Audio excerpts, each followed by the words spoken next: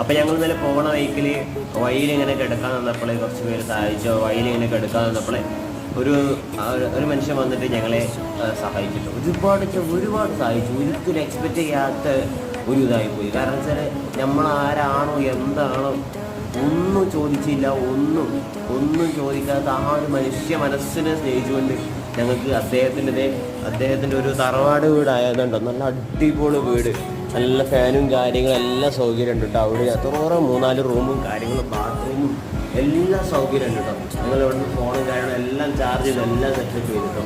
അപ്പോൾ എന്താ പറയുക, ഇവിടുത്തെ മനുഷ്യന്മാരെ അടിപൊളി കേട്ടോ. എല്ലാവരും ഇവിടെ കയറി മുതലേക്ക് ഭക്ഷണം കിട്ടി, എല്ലാം ഇവിടുത്തെ പിള്ളേരാണെങ്കിലും എല്ലാം സപ്പോർട്ടാണ്. അപ്പോൾ ഒരുപാട് നന്ദിയുണ്ട് ഈ സഹായിച്ചവരെല്ലാവരും ഒരുപാട് നന്ദി. അവർക്കെല്ലാവരും ദൈവം നാളെ എടുത്ത് അവരെയും സഹായിക്കട്ടെ എന്ന് പ്രാർത്ഥിച്ചുകൊണ്ട് എല്ലാവരും സപ്പോർട്ട് ചെയ്ത് വിചാരിക്കുന്നു. ബൈ.